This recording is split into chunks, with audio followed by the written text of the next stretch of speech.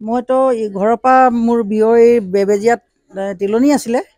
আমি জাষ্ট ইয়াৰ পৰা ঘৰৰ পৰা ওলাই গৈ টুকটুকিখন দি মই নিজৰ টুকটুকি দি গৈ আছিলোঁ মতাপুং থানাত নাপাওঁতে আমি ফোন পাইছোঁ, গুৱাহাটীৰ পৰাও ল'ৰাই ফোন কৰিছে যে ঘৰ জ্বলিলে। তেতিয়া আমি গমেই নাপালোঁ যে কি হ'ল কি নহ'ল, একো গম নাই পোৱা। আমি মানে মোৰ কাষতে বিয়নী ঘৰ আছে, এইজনী বিয়নী ছোৱালী ডাঙৰজনীও লৈ গৈছিলোঁ, এইও গৈছে মোৰ লগত আৰু কাষৰে এজন গৈছে মাইকী মানুহ। আমি 5-6জনমান গৈছোঁ। ইয়াৰ পৰা গৈ মতাপুং থানা নাপালোঁৱে আৰু অকল গমহে পালোঁ যে মোৰ ঘৰটো জ্বলিলে। চিলিণ্ডাৰ 3টা চিলিণ্ডাৰ আছিলে, এটাও জ্বলা নাই, বাচি গ'ল চিলিণ্ডাৰ। কিন্তু কিহৰ পৰা লাগিলে মোৰ অলপ সন্দেহে হৈছে।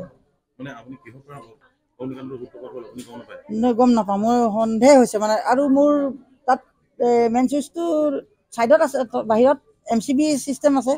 যদি ইমান ডাঙৰ জুই নজ্বলে, তাৰমানে মই নিজেই ইলেক্ট্ৰিকৰ কাম কৰোঁ, মই প্ৰেক্টিকেলি ইলেক্ট্ৰিকৰ কাম কৰোঁ। মোৰ ইলেক্ট্ৰিকৰ ওপৰত মোৰ বিশ্বাস আছে। মই আজি 25 বছৰ 30 বছৰ ইলেক্ট্ৰিকৰে কাম কৰিছোঁ।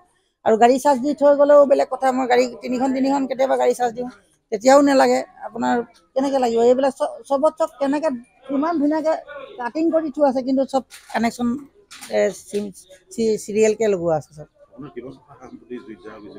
মোৰতো এতিয়া গাড়ী আৰু ইলেক্ট্ৰিকৰ ৱেল্ডিঙৰ গোটেই মানে কাঠৰ কাম কৰা টোটেল মানে মোৰ এতিয়া ঘৰে ওচৰতে এতিয়া মোৰ 12-13-14 পাই যাবগৈ।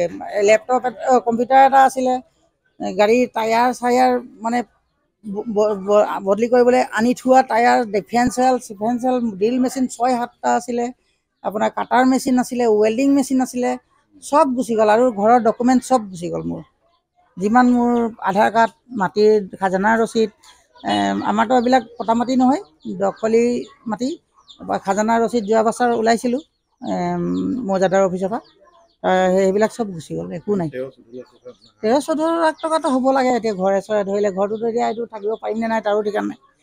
ল'ৰাটোৰো জ্বলিলে বহুত, ল'ৰাটোৰ ভাগৰো জ্বলিছে, এইটো ভাগৰ। আমি কোনো নাই আজি।